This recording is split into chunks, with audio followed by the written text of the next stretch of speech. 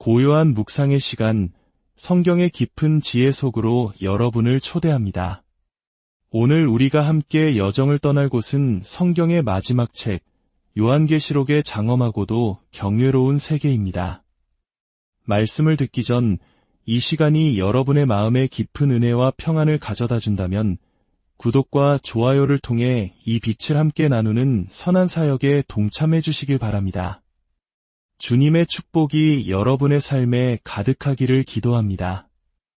오늘 우리가 함께 묵상할 말씀은 요한계시록 9장 13절부터 21절까지입니다.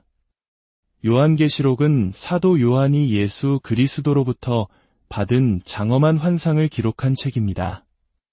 4장부터 요한은 하늘의 보좌에 앉아 계신 성부 하나님과 죽임당하셨으나 다시 살아나신 어린 양, 곧 우리 주 예수 그리스도를 뵙게 됩니다. 온 우주의 역사를 주관하시는 하나님의 손에는 7인으로 봉인된 두루마리가 들려 있습니다. 이 두루마리는 단순한 책이 아닙니다. 인류 구원의 거대한 계획이 담겨 있으며 하늘나라에서 절대적인 법적 효력을 지닌 언약의 문서와도 같습니다. 오직 어린 양 예수 그리스도만이 그 인을 떼기에 합당하신 분입니다. 그분께서 인을 하나씩 뗄 때마다 세상에는 마지막 때를 알리는 심판의 징조들이 나타나기 시작합니다. 6장부터 시작되는 7인 심판은 전쟁, 기근, 전염병, 그리고 거대한 천재지변과 같은 재앙의 서막을 엽니다. 이 끔찍한 과정 속에서 순교자들의 영혼은 하나님의 보좌 앞에서 간절히 탄원합니다. 거룩하고 참되신 대주제여, 언제까지 하나님의 나라를 완성하시고 우리의 피를 갚아주지 아니하시려나이까. 그리고 마침내 7번째 인이 떼어지자 하늘에는 불길한 침묵이 흐릅니다. 그 침묵은 더 큰 심판의 시작을 알리는 전조였습니다. 바로 7 나팔 심판의 시작입니다. 7 나팔 심판은 크게 두 부분으로 나뉩니다. 첫 번째부터 4번째 나팔까지는 자연계를 향한 심판입니다. 땅의 3분의 1이 불타고 바다의 3분의 1이 피로 변하며 강과 샘물의 3분의 1이 오염되고 해와 달과 별의 3분의 1이 빛을 잃습니다. 여기서 중요한 점은 하나님께서 전부가 아닌 3분의 1만 심판하신다는 사실입니다. 이것은 완전한 멸망이 목적이 아니라 고통을 통해 인류가 하나님께로 돌아오기를 촉구하는 경고의 메시지이기 때문입니다. 하지만 5번째 나팔이 울리기 전 하늘을 나는 독수리가 큰 소리로 외칩니다. 화가 있으리로다. 앞으로 불게 될 천사들의 나팔 소리로 인하여 땅에 사는 자들에게 더 큰 화가 닥칠 것이다. 그리고 마침내 5번째 나팔이 불자 무적행으로부터 올라온 황충대가 사람들을 괴롭힙니다. 사람들은 죽고 싶을 만큼 극심한 고통 속에서 5개월을 보내지만 죽음조차 허락되지 않습니다. 오늘 우리가 살펴볼 본문은 바로 그 다음 6번째 나팔이 울려 퍼지는 장면입니다. 2번째 화가 시작되는 순간입니다. 이 재앙은 이전과는 비교할 수 없는 규모로 인류를 덮칩니다. 엄청난 수의 마병대가 나타나 인류의 3분의 1을 죽입니다. 그러나 이토록 끔찍한 재앙을 겪고도 살아남은 사람들은 여전히 회개하지 않습니다. 오늘 본문이 우리에게 던지는 핵심 메시지는 3가지입니다.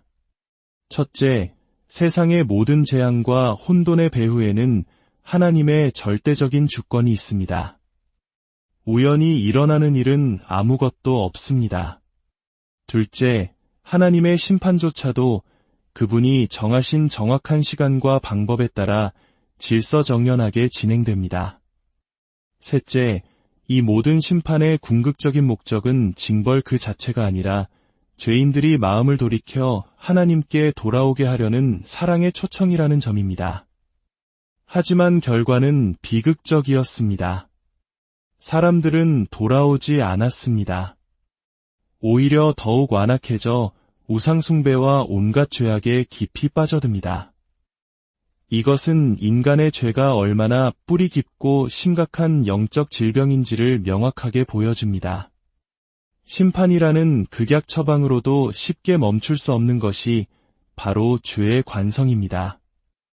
그럼에도 불구하고 하나님께서는 경고의 나팔을 멈추지 않으십니다. 완전하고 최종적인 심판이 이르기 전까지 끊임없이 회개할 기회를 주고 계시는 것입니다.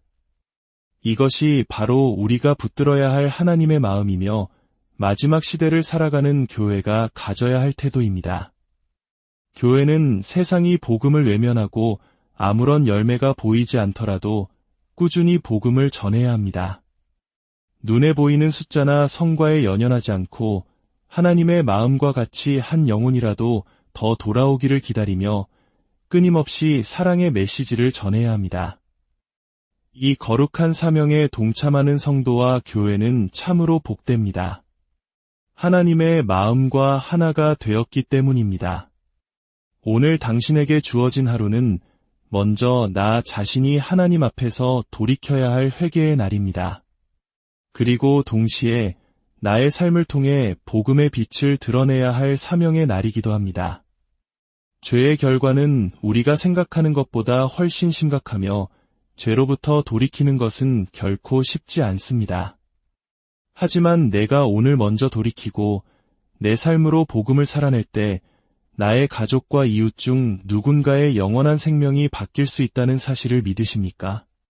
이제 본문을 세 부분으로 나누어 더 깊이 살펴보겠습니다. 첫째, 6번째 나팔 소리와 함께 등장하는 4명의 천사입니다. 둘째, 2만만, 즉 2억의 마병대 군단입니다. 셋째, 이 모든 재앙에도 불구하고 회개를 거부하는 사람들의 완악한 모습입니다. 먼저 13절과 15절, 6번째 나팔이 울리는 장면입니다. 여섯째 천사가 나팔을 불자 하나님 앞금 제단 네 뿔에서부터 한 음성이 들려옵니다.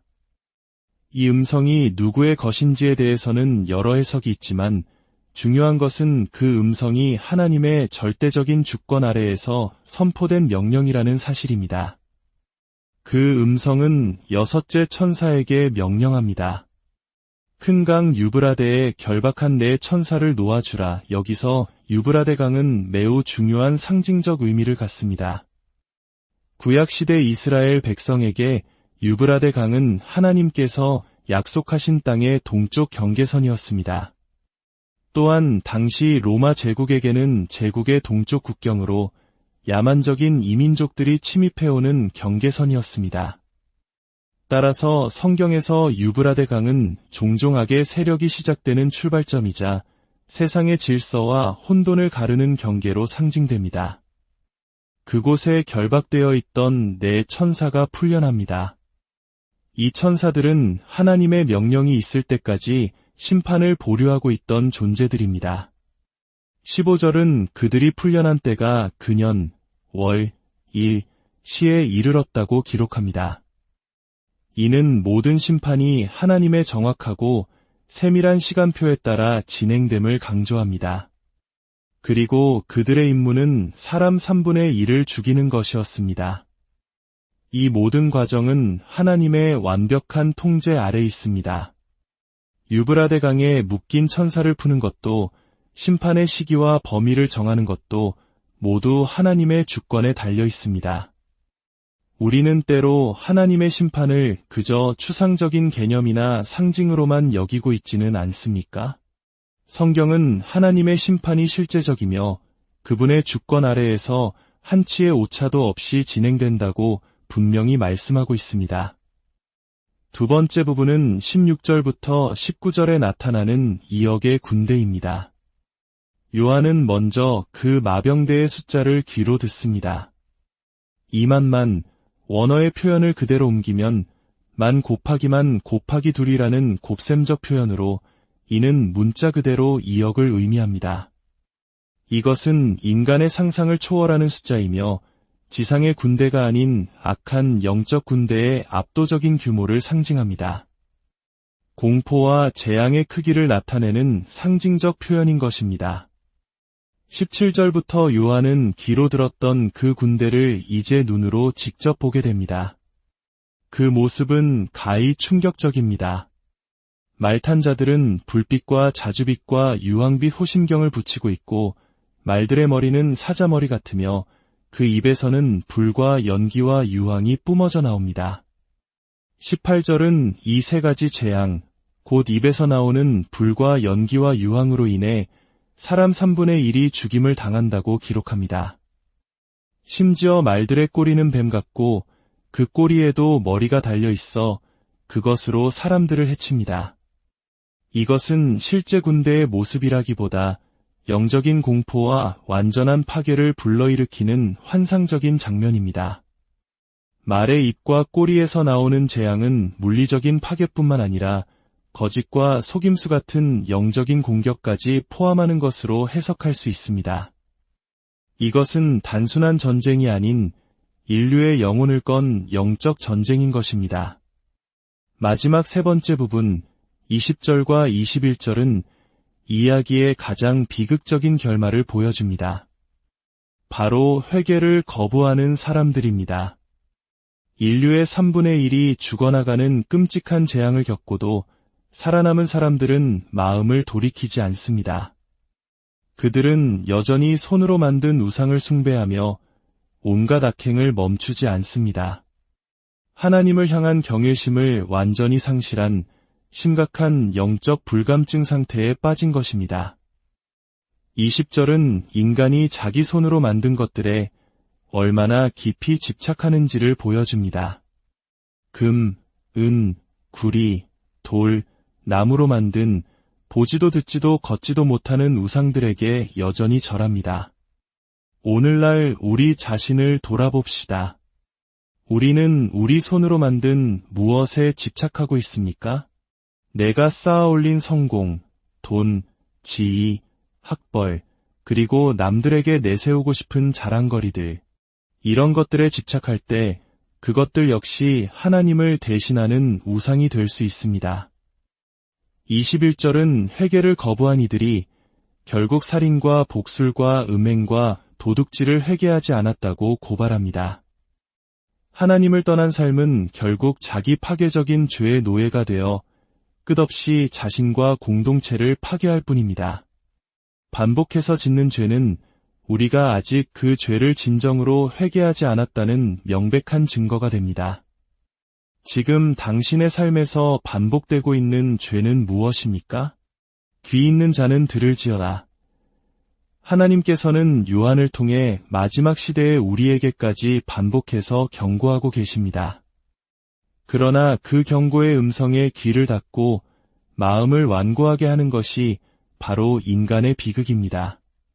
오늘 말씀을 통해 우리는 하나님의 무서운 심판과 동시에 그 안에 담긴 애타는 사랑의 마음을 보게 됩니다. 하나님께서는 포기하지 않으십니다. 회개하지 않는 인간을 향해 심판의 경고를 멈추지 않으시는 이유는 마지막 기회마저 놓치면 영원한 끝이 기다리고 있기 때문입니다. 그 사랑 앞에서 우리는 어떻게 반응해야 하겠습니까? 먼저 나 자신이 돌이켜야 합니다. 다른 누구도 아닌 바로 내가 먼저 하나님 앞에 무릎 꿇고 회개해야 합니다. 내가 돌이키지 않으면 내 주변의 누구도 바꿀 수 없습니다. 나의 변화가 가정과 공동체를 살리는 시작입니다.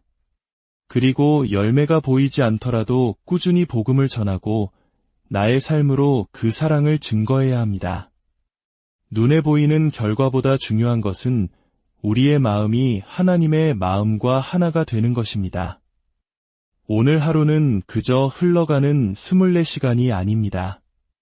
하나님께 더 가까이 나아갈 수 있는 은혜의 기회이며 복음의 능력을 나눌 수 있는 축복의 시간입니다. 이 기회를 붙잡으십시오.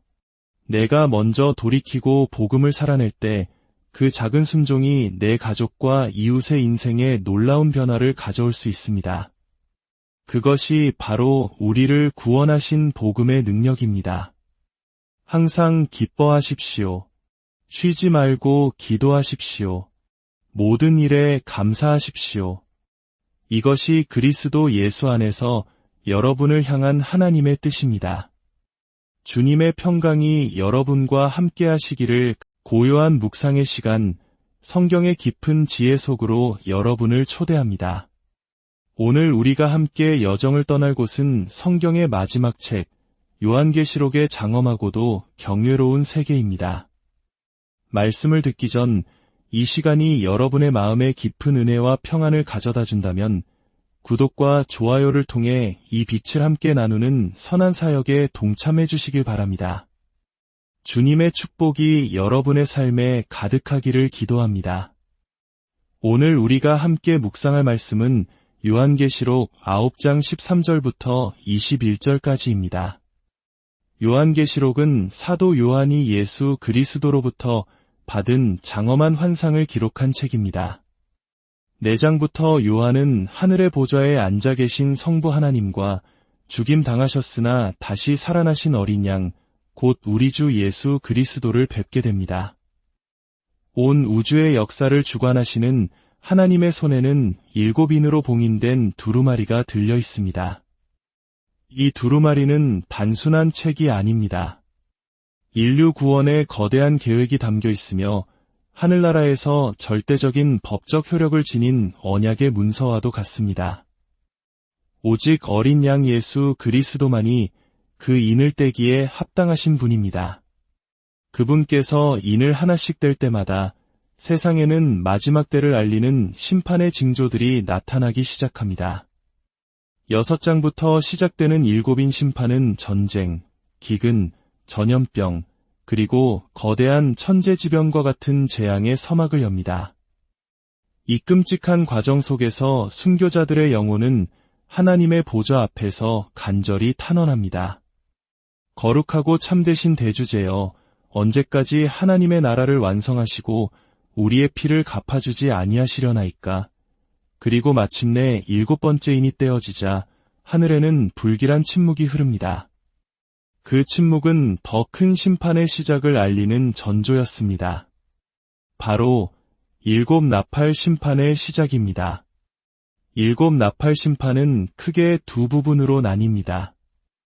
첫 번째부터 4번째 나팔까지는 자연계를 향한 심판입니다. 땅의 3분의 1이 불타고 바다의 3분의 1이 피로 변하며 강과 샘물의 3분의 1이 오염되고 해와 달과 별의 3분의 1이 빛을 잃습니다. 여기서 중요한 점은 하나님께서 전부가 아닌 3분의 1만 심판하신다는 사실입니다. 이것은 완전한 멸망이 목적이 아니라 고통을 통해 인류가 하나님께로 돌아오기를 촉구하는 경고의 메시지이기 때문입니다. 하지만 5번째 나팔이 울리기 전 하늘을 나는 독수리가 큰 소리로 외칩니다. 화가 있으리로다. 앞으로 불게 될 천사들의 나팔 소리로 인하여 땅에 사는 자들에게 더 큰 화가 닥칠 것이다. 그리고 마침내 5번째 나팔이 불자 무적행으로부터 올라온 황충대가 사람들을 괴롭힙니다. 사람들은 죽고 싶을 만큼 극심한 고통 속에서 5개월을 보내지만 죽음조차 허락되지 않습니다. 오늘 우리가 살펴볼 본문은 바로 그 다음 6번째 나팔이 울려 퍼지는 장면입니다. 2번째 화가 시작되는 순간입니다. 이 재앙은 이전과는 비교할 수 없는 규모로 인류를 덮칩니다. 엄청난 수의 마병대가 나타나 인류의 3분의 1을 죽입니다. 그러나 이토록 끔찍한 재앙을 겪고도 살아남은 사람들은 여전히 회개하지 않습니다. 오늘 본문이 우리에게 던지는 핵심 메시지는 3가지입니다. 첫째, 세상의 모든 재앙과 혼돈의 배후에는 하나님의 절대적인 주권이 있습니다. 우연히 일어나는 일은 아무것도 없습니다. 둘째, 하나님의 심판조차도 그분이 정하신 정확한 시간과 방법에 따라 질서정연하게 진행됩니다. 셋째, 이 모든 심판의 궁극적인 목적은 징벌 그 자체가 아니라 죄인들이 마음을 돌이켜 하나님께 돌아오게 하려는 사랑의 초청이라는 점입니다. 하지만 결과는 비극적이었습니다. 사람들은 돌아오지 않았습니다. 오히려 더욱 완악해져 우상숭배와 온갖 죄악에 깊이 빠져듭니다. 이것은 인간의 죄가 얼마나 뿌리 깊고 심각한 영적 질병인지를 명확하게 보여줍니다. 심판이라는 극약 처방으로도 쉽게 멈출 수 없는 것이 바로 죄의 관성입니다. 그럼에도 불구하고 하나님께서는 경고의 나팔을 멈추지 않으십니다. 완전하고 최종적인 심판이 이르기 전까지 끊임없이 회개할 기회를 주고 계시는 것입니다. 이것이 바로 우리가 붙들어야 할 하나님의 마음이며 마지막 시대를 살아가는 교회가 가져야 할 태도입니다. 교회는 세상이 복음을 외면하고 아무런 열매가 보이지 않더라도 꾸준히 복음을 전해야 합니다. 눈에 보이는 숫자나 성과에 연연하지 않고 하나님의 마음과 같이 한 영혼이라도 더 돌아오기를 기다리며 끊임없이 사랑의 메시지를 전해야 합니다. 이 거룩한 사명에 동참하는 성도와 교회는 참으로 복됩니다. 하나님의 마음과 하나가 되었기 때문입니다. 오늘 당신에게 주어진 하루는 먼저 나 자신이 하나님 앞에서 돌이켜야 할 회개의 날입니다. 그리고 동시에 나의 삶을 통해 복음의 빛을 드러내야 할 사명의 날이기도 합니다. 죄의 결과는 우리가 생각하는 것보다 훨씬 심각하며 죄로부터 돌이키는 것은 결코 쉽지 않습니다. 하지만 내가 오늘 먼저 돌이키고 내 삶으로 복음을 살아낼 때 나의 가족과 이웃 중 누군가의 영원한 생명이 바뀔 수 있다는 사실을 믿으십니까? 이제 본문을 세 부분으로 나누어 더 깊이 살펴보겠습니다. 첫째, 6번째 나팔 소리와 함께 등장하는 4명의 천사입니다. 둘째, 2만만, 즉 2억의 마병대 군단입니다. 셋째, 이 모든 재앙에도 불구하고 회개를 거부하는 사람들의 완악한 모습입니다. 먼저 13절과 15절, 6번째 나팔이 울리는 장면입니다. 여섯째 천사가 나팔을 불자 하나님 앞금 제단 네 뿔에서부터 한 음성이 들려옵니다. 이 음성이 누구의 것인지에 대해서는 여러 해석이 있지만 중요한 것은 그 음성이 하나님의 절대적인 주권 아래에서 선포된 명령이라는 사실입니다. 그 음성은 여섯째 천사에게 명령합니다. 큰 강 유브라데에 결박한 네 천사를 놓아주라. 여기서 유브라데 강은 매우 중요한 상징적 의미를 갖습니다. 구약시대 이스라엘 백성에게 유브라데 강은 하나님께서 약속하신 땅의 동쪽 경계선이었습니다. 또한 당시 로마 제국에게는 제국의 동쪽 국경으로 야만적인 이민족들이 침입해오는 경계선이었습니다. 따라서 성경에서 유브라데 강은 종종 악의 세력이 시작되는 출발점이자 세상의 질서와 혼돈을 가르는 경계로 상징됩니다. 그곳에 결박되어 있던 네 천사가 풀려납니다. 이 천사들은 하나님의 명령이 있을 때까지 심판을 보류하고 있던 존재들입니다. 15절은 그들이 풀려난 때가 근년, 월, 일, 시에 이르렀다고 기록합니다. 이는 모든 심판이 하나님의 정확하고 세밀한 시간표에 따라 진행됨을 강조합니다. 그리고 그들의 임무는 사람 3분의 1을 죽이는 것이었습니다. 이 모든 과정은 하나님의 완벽한 통제 아래 있습니다. 유브라데 강에 묶인 천사를 푸는 것도 심판의 시기와 범위를 정하는 것도 모두 하나님의 주권에 달려 있습니다. 우리는 때로 하나님의 심판을 그저 추상적인 개념이나 상징으로만 여기고 있지는 않습니까? 성경은 하나님의 심판이 실제적이며 그분의 주권 아래에서 한치의 오차도 없이 진행된다고 분명히 말씀하고 있습니다. 두 번째 부분은 16절부터 19절에 나타나는 2억의 군대입니다. 요한은 먼저 그 마병대의 숫자를 귀로 듣습니다. 2만만, 원어의 표현을 그대로 옮기면 만 곱하기 둘이라는 곱셈적 표현으로 이는 문자 그대로 2억을 의미합니다. 이것은 인간의 상상을 초월하는 숫자이며 지상의 군대가 아닌 악한 영적 군대의 압도적인 규모를 상징합니다. 공포와 재앙의 크기를 나타내는 상징적 표현인 것입니다. 17절부터 요한은 귀로 들었던 그 군대를 이제 눈으로 직접 보게 됩니다. 그 모습은 가히 충격적입니다. 말탄 자들은 불빛과 자주빛과 유황빛 호심경을 붙이고 있고 말들의 머리는 사자머리 같으며 그 입에서는 불과 연기와 유황이 뿜어져 나옵니다. 18절은 이 세 가지 재앙, 곧 입에서 나오는 불과 연기와 유황으로 인해 사람 3분의 1이 죽임을 당한다고 기록합니다.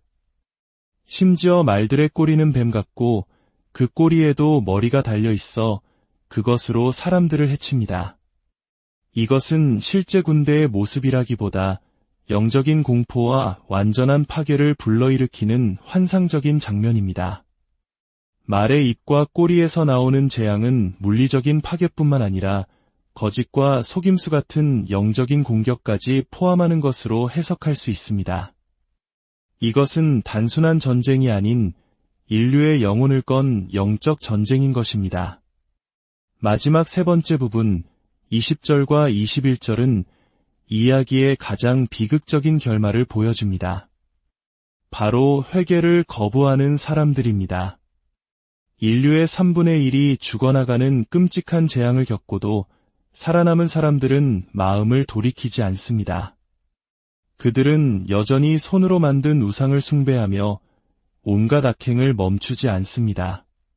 하나님을 향한 경외심을 완전히 상실한 심각한 영적 불감증 상태에 빠진 것입니다. 20절은 인간이 자기 손으로 만든 것들에 얼마나 깊이 집착하는지를 보여줍니다. 금, 은, 구리, 돌, 나무로 만든 보지도 듣지도 걷지도 못하는 우상들에게 여전히 절합니다.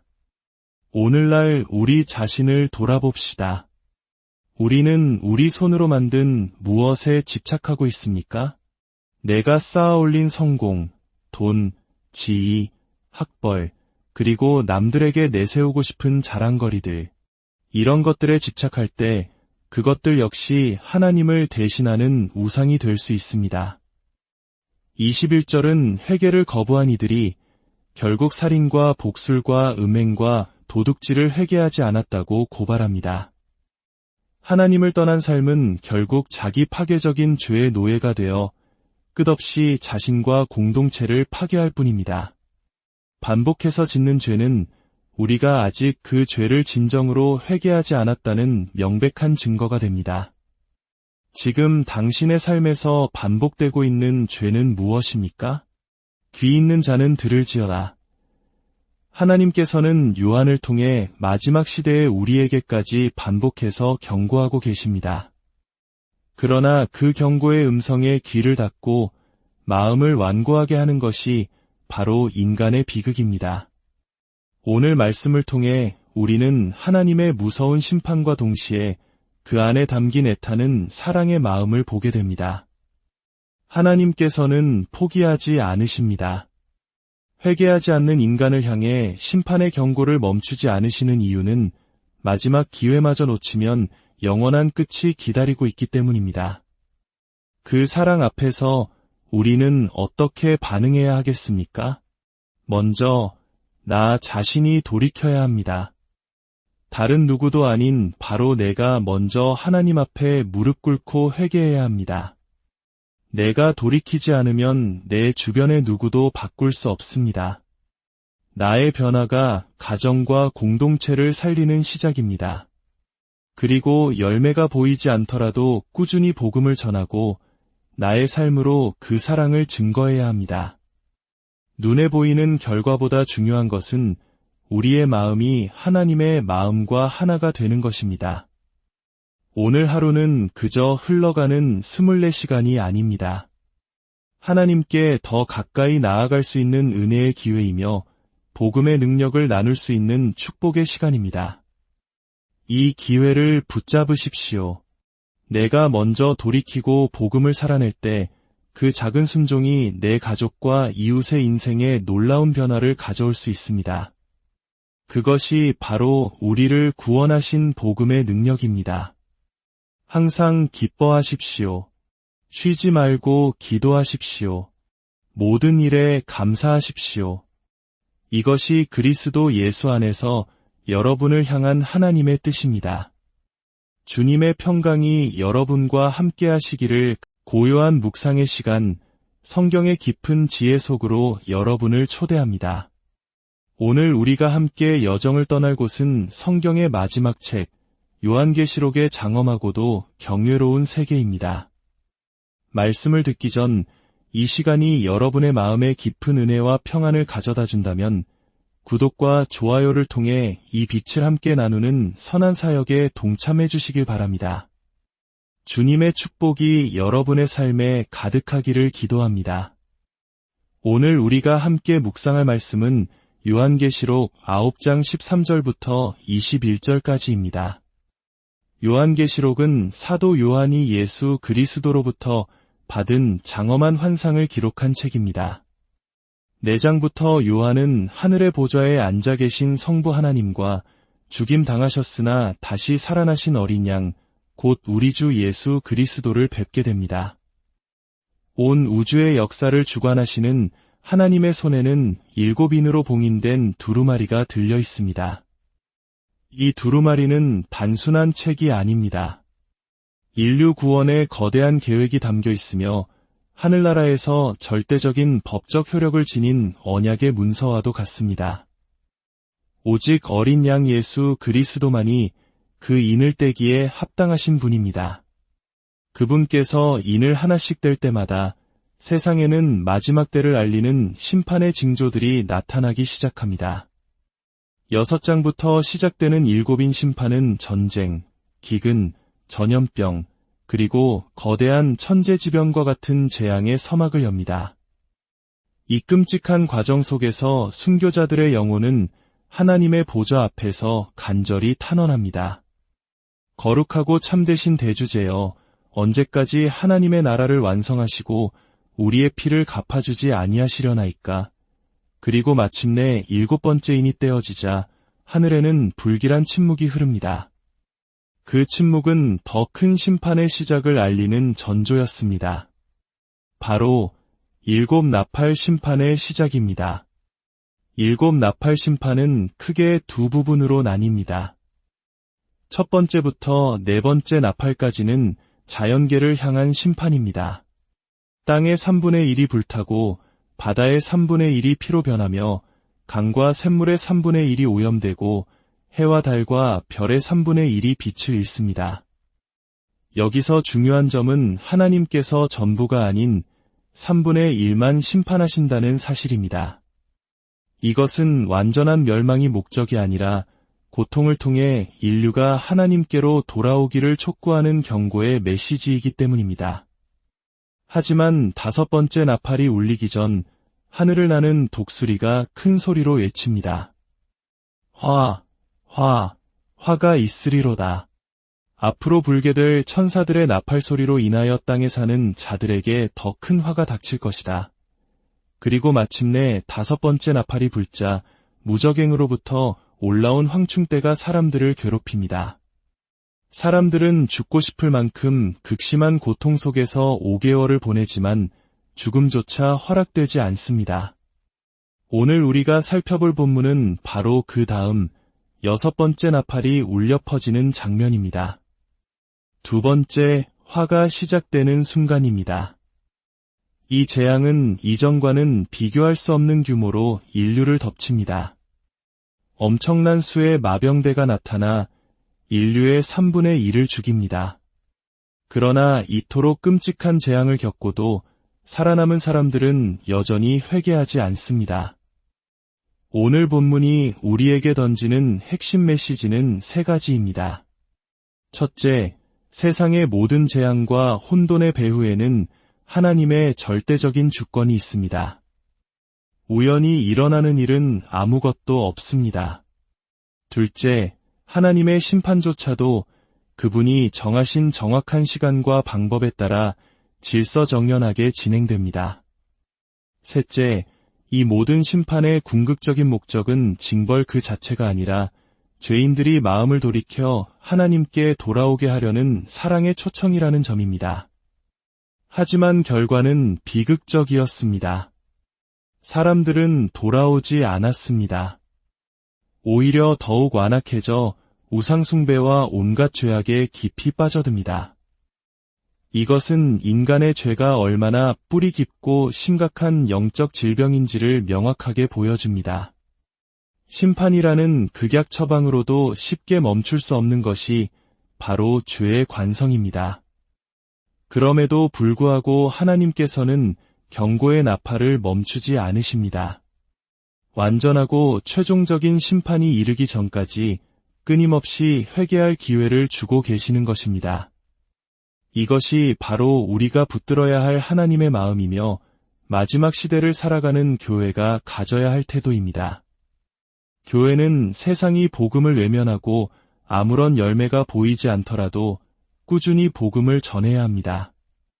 눈에 보이는 숫자나 성과에 연연하지 않고 하나님의 마음과 같이 한 영혼이라도 더 돌아오기를 기다리며 끊임없이 사랑의 메시지를 전해야 합니다. 이 거룩한 사명에 동참하는 성도와 교회는 참으로 복됩니다. 하나님의 마음과 하나가 되었기 때문입니다. 오늘 당신에게 주어진 하루는 먼저 나 자신이 하나님 앞에서 돌이켜야 할 회개의 날입니다. 그리고 동시에 나의 삶을 통해 복음의 빛을 드러내야 할 사명의 날이기도 합니다. 죄의 결과는 우리가 생각하는 것보다 훨씬 심각하며 죄로부터 돌이키는 것은 결코 쉽지 않습니다. 하지만 내가 오늘 먼저 돌이키고 내 삶으로 복음을 살아낼 때 나의 가족과 이웃 중 누군가의 영원한 생명이 바뀔 수 있다는 사실을 믿으십니까? 이제 본문을 세 부분으로 나누어 더 깊이 살펴보겠습니다. 첫째, 6번째 나팔 소리와 함께 등장하는 4명의 천사입니다. 둘째, 2만만, 즉 2억의 마병대 군단입니다. 셋째, 이 모든 재앙에도 불구하고 회개를 거부하는 사람들의 완악한 모습입니다. 먼저 13절과 15절, 6번째 나팔이 울리는 장면입니다. 여섯째 천사가 나팔을 불자 하나님 앞금 제단 네 뿔에서부터 한 음성이 들려옵니다. 이 음성이 누구의 것인지에 대해서는 여러 해석이 있지만 중요한 것은 그 음성이 하나님의 절대적인 주권 아래에서 선포된 명령이라는 사실입니다. 그 음성은 여섯째 천사에게 명령합니다. 큰 강 유브라데에 결박한 네 천사를 놓아주라. 여기서 유브라데 강은 매우 중요한 상징적 의미를 갖습니다. 구약시대 이스라엘 백성에게 유브라데 강은 하나님께서 약속하신 땅의 동쪽 경계선이었습니다. 또한 당시 로마 제국에게는 제국의 동쪽 국경으로 야만적인 이민족들이 침입해오는 경계선이었습니다. 따라서 성경에서 유브라데 강은 종종 악의 세력이 시작되는 출발점이자 세상의 질서와 혼돈을 가르는 경계로 상징됩니다. 그곳에 결박되어 있던 네 천사가 풀려납니다. 이 천사들은 하나님의 명령이 있을 때까지 심판을 보류하고 있던 존재들입니다. 15절은 그들이 풀려난 때가 근년, 월, 일, 시에 이르렀다고 기록합니다. 이는 모든 심판이 하나님의 정확하고 세밀한 시간표에 따라 진행됨을 강조합니다. 그리고 그들의 임무는 사람 3분의 1을 죽이는 것이었습니다. 이 모든 과정은 하나님의 완벽한 통제 아래 있습니다. 유브라데 강에 묶인 천사를 푸는 것도 심판의 시기와 범위를 정하는 것도 모두 하나님의 주권에 달려 있습니다. 우리는 때로 하나님의 심판을 그저 추상적인 개념이나 상징으로만 여기고 있지는 않습니까? 성경은 하나님의 심판이 실제적이며 그분의 주권 아래에서 한치의 오차도 없이 진행된다고 분명히 말씀하고 있습니다. 두 번째 부분은 16절부터 19절에 나타나는 2억의 군대입니다. 요한은 먼저 그 마병대의 숫자를 귀로 듣습니다. 2만만, 원어의 표현을 그대로 옮기면 만 곱하기만 곱하기 둘이라는 곱셈적 표현으로 이는 문자 그대로 2억을 의미합니다. 이것은 인간의 상상을 초월하는 숫자이며 지상의 군대가 아닌 악한 영적 군대의 압도적인 규모를 상징합니다. 공포와 재앙의 크기를 나타내는 상징적 표현인 것입니다. 17절부터 요한은 귀로 들었던 그 군대를 이제 눈으로 직접 보게 됩니다. 그 모습은 가히 충격적입니다. 말탄 자들은 불빛과 자주빛과 유황빛 호심경을 붙이고 있고 말들의 머리는 사자머리 같으며 그 입에서는 불과 연기와 유황이 뿜어져 나옵니다. 18절은 이 세 가지 재앙, 곧 입에서 나오는 불과 연기와 유황으로 인해 사람 3분의 1이 죽임을 당한다고 기록합니다.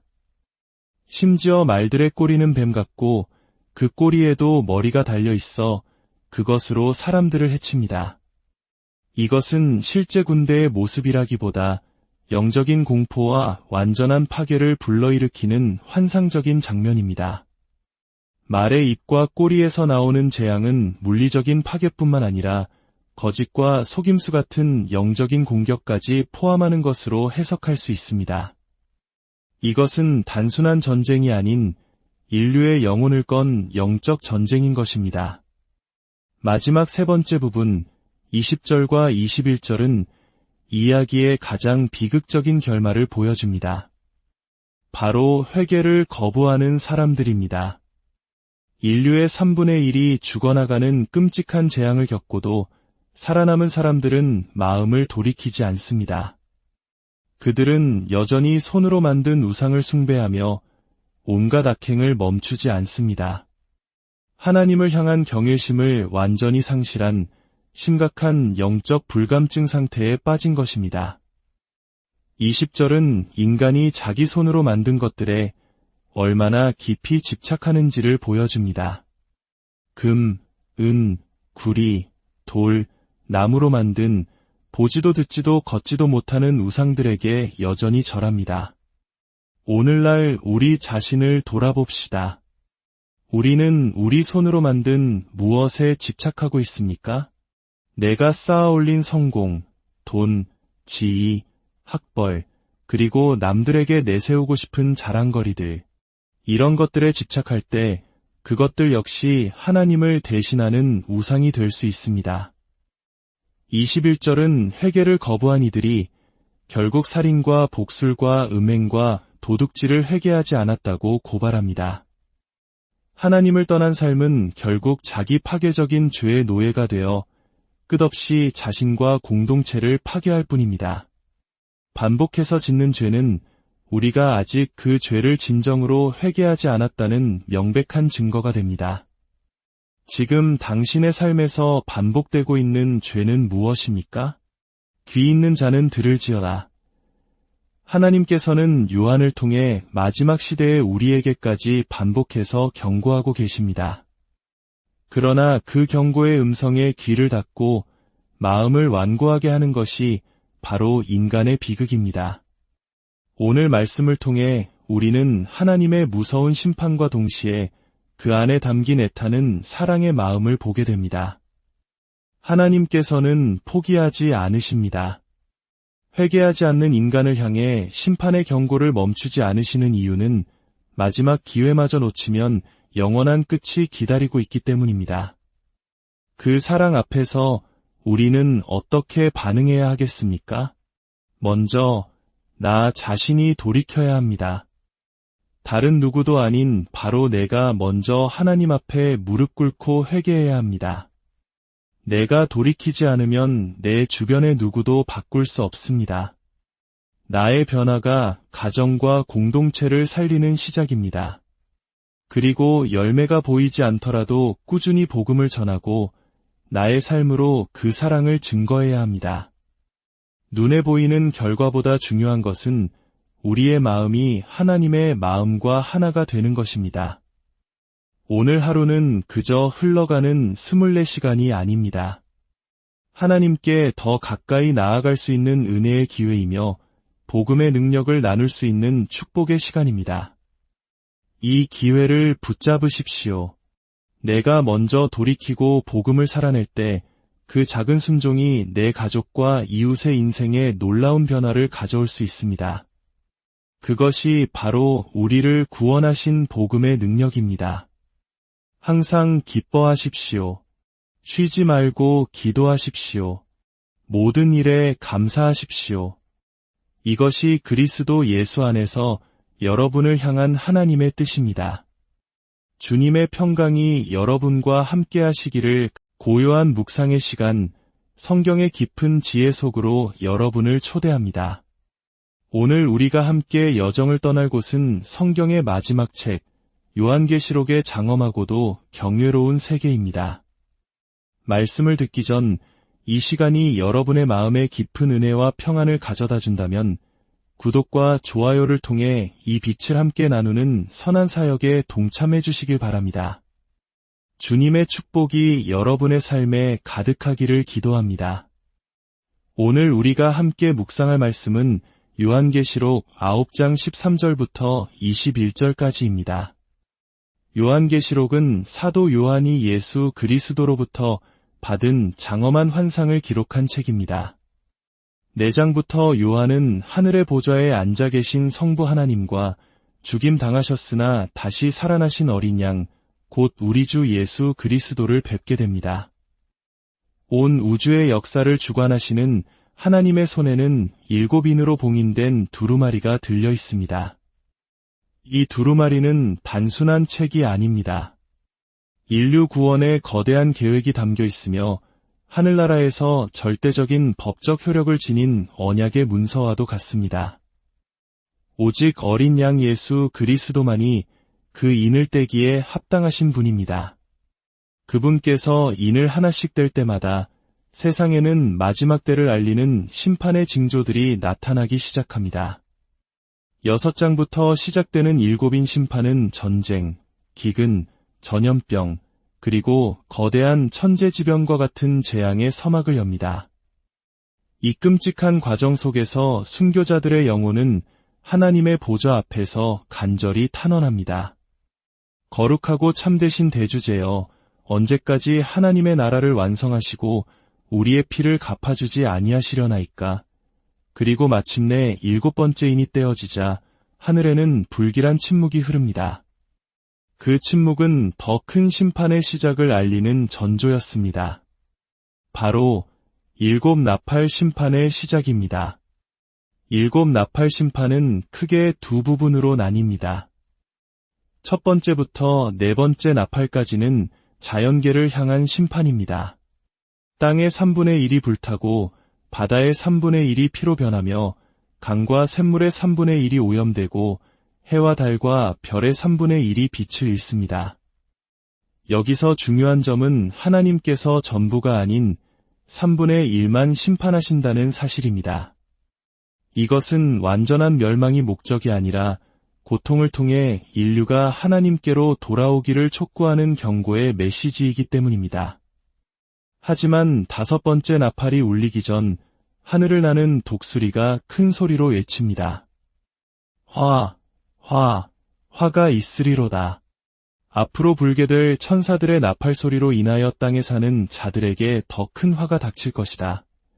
그리고 마침내 5번째 나팔이 불자 무적행으로부터 올라온 황충대가 사람들을 괴롭힙니다. 사람들은 죽고 싶을 만큼 극심한 고통 속에서 5개월을 보내지만 죽음조차 허락되지 않습니다. 오늘 우리가 살펴볼 본문은 바로 그 다음 6번째 나팔이 울려 퍼지는 장면입니다. 2번째 화가 시작되는 순간입니다. 이 재앙은 이전과는 비교할 수 없는 규모로 인류를 덮칩니다. 엄청난 수의 마병대가 나타나 인류의 3분의 1을 죽입니다. 그러나 이토록 끔찍한 재앙을 겪고도 살아남은 사람들은 여전히 회개하지 않습니다. 오늘 본문이 우리에게 던지는 핵심 메시지는 3가지입니다. 첫째, 세상의 모든 재앙과 혼돈의 배후에는 하나님의 절대적인 주권이 있습니다. 우연히 일어나는 일은 아무것도 없습니다. 둘째, 하나님의 심판조차도 그분이 정하신 정확한 시간과 방법에 따라 질서정연하게 진행됩니다. 셋째, 이 모든 심판의 궁극적인 목적은 징벌 그 자체가 아니라 죄인들이 마음을 돌이켜 하나님께 돌아오게 하려는 사랑의 초청이라는 점입니다. 하지만 결과는 비극적이었습니다. 사람들은 돌아오지 않았습니다. 오히려 더욱 완악해져 우상숭배와 온갖 죄악에 깊이 빠져듭니다. 이것은 인간의 죄가 얼마나 뿌리 깊고 심각한 영적 질병인지를 명확하게 보여줍니다. 심판이라는 극약 처방으로도 쉽게 멈출 수 없는 것이 바로 죄의 관성입니다. 그럼에도 불구하고 하나님께서는 경고의 나팔을 멈추지 않으십니다. 완전하고 최종적인 심판이 이르기 전까지 끊임없이 회개할 기회를 주고 계시는 것입니다. 이것이 바로 우리가 붙들어야 할 하나님의 마음이며 마지막 시대를 살아가는 교회가 가져야 할 태도입니다. 교회는 세상이 복음을 외면하고 아무런 열매가 보이지 않더라도 꾸준히 복음을 전해야 합니다. 눈에 보이는 숫자나 성과에 연연하지 않고 하나님의 마음과 같이 한 영혼이라도 더 돌아오기를 기다리며 끊임없이 사랑의 메시지를 전해야 합니다. 이 거룩한 사명에 동참하는 성도와 교회는 참으로 복됩니다. 하나님의 마음과 하나가 되었기 때문입니다. 오늘 당신에게 주어진 하루는 먼저 나 자신이 하나님 앞에서 돌이켜야 할 회개의 날입니다. 그리고 동시에 나의 삶을 통해 복음의 빛을 드러내야 할 사명의 날이기도 합니다. 죄의 결과는 우리가 생각하는 것보다 훨씬 심각하며 죄로부터 돌이키는 것은 결코 쉽지 않습니다.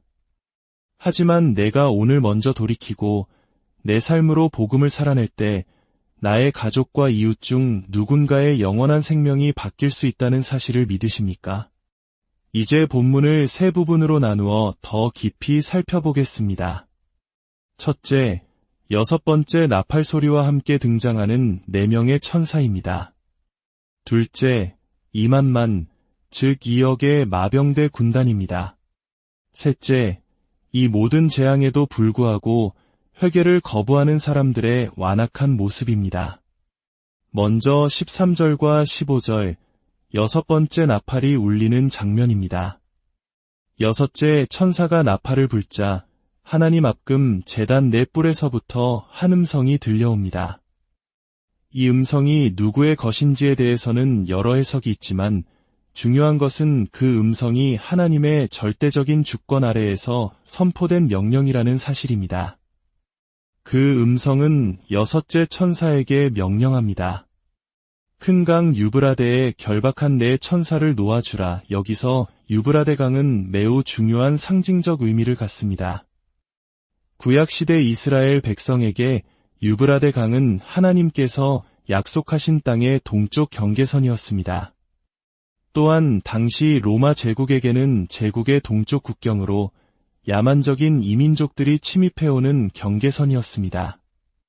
따라서 성경에서 유브라데 강은 종종 악의 세력이 시작되는 출발점이자 세상의 질서와 혼돈을 가르는 경계로 상징됩니다. 그곳에 결박되어 있던 네 천사가 풀려납니다. 이 천사들은 하나님의 명령이 있을 때까지 심판을 보류하고 있던 존재들입니다. 15절은 그들이 풀려난 때가 근년, 월, 일, 시에 이르렀다고 기록합니다. 이는 모든 심판이 하나님의 정확하고 세밀한 시간표에 따라 진행됨을 강조합니다.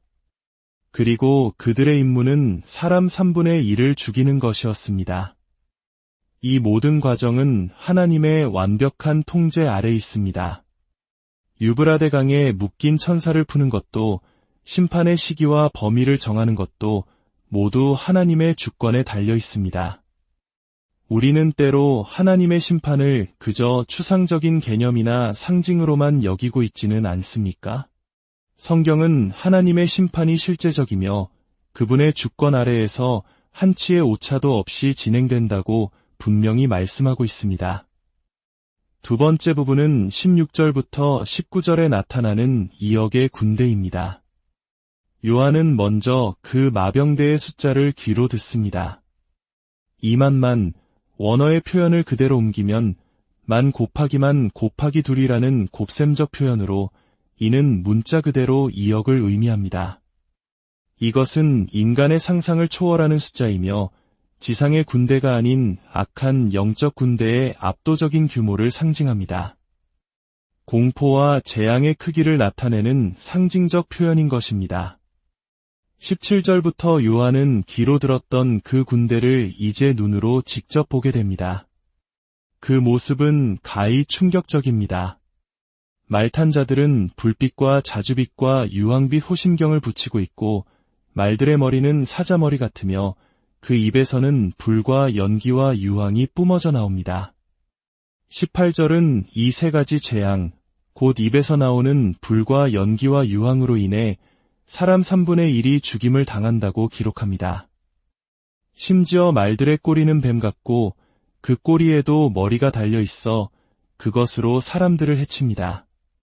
이것은 실제 군대의 모습이라기보다 영적인 공포와 완전한 파괴를 불러일으키는 환상적인 장면입니다. 말의 입과 꼬리에서 나오는 재앙은 물리적인 파괴뿐만 아니라 거짓과 속임수 같은 영적인 공격까지 포함하는 것으로 해석할 수 있습니다. 이것은 단순한 전쟁이 아닌 인류의 영혼을 건 영적 전쟁인 것입니다. 마지막 세 번째 부분, 20절과 21절은 이야기의 가장 비극적인 결말을 보여줍니다. 바로 회개를 거부하는 사람들입니다. 인류의 3분의 1이 죽어나가는 끔찍한 재앙을 겪고도 살아남은 사람들은 마음을 돌이키지 않습니다. 그들은 여전히 손으로 만든 우상을 숭배하며 온갖 악행을 멈추지 않습니다. 하나님을 향한 경외심을 완전히 상실한 심각한 영적 불감증 상태에 빠진 것입니다. 20절은 인간이 자기 손으로 만든 것들에 얼마나 깊이 집착하는지를 보여줍니다.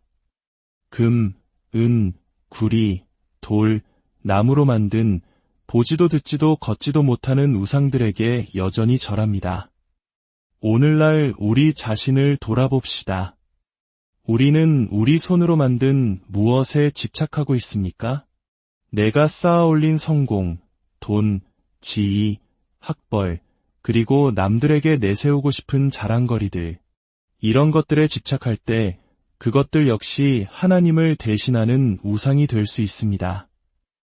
21절은 회개를 거부한 이들이 결국 살인과 복술과 음행과 도둑질을 회개하지 않았다고 고발합니다. 하나님을 떠난 삶은 결국 자기 파괴적인 죄의 노예가 되어 끝없이 자신과 공동체를 파괴할 뿐입니다. 반복해서 짓는 죄는 우리가 아직 그 죄를 진정으로 회개하지 않았다는 명백한 증거가 됩니다. 지금 당신의 삶에서 반복되고 있는 죄는 무엇입니까? 귀 있는 자는 들을지어다. 하나님께서는 요한을 통해 마지막 시대의 우리에게까지 반복해서 경고하고 계십니다. 그러나 그 경고의 음성에 귀를 닫고 마음을 완고하게 하는 것이 바로 인간의 비극입니다. 오늘 말씀을 통해 우리는 하나님의 무서운 심판과 동시에 그 안에 담긴 애타는 사랑의 마음을 보게 됩니다. 하나님께서는 포기하지 않으십니다.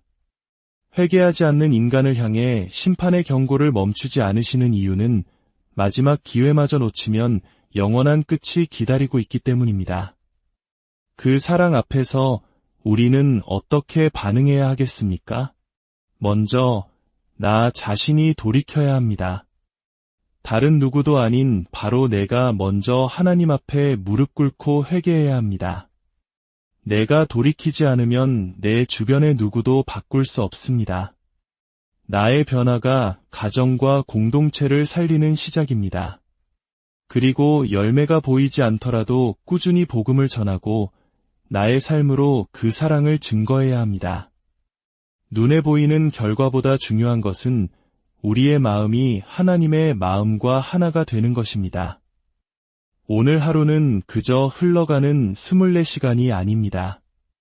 하나님께 더 가까이 나아갈 수 있는 은혜의 기회이며 복음의 능력을 나눌 수 있는 축복의 시간입니다. 이 기회를 붙잡으십시오.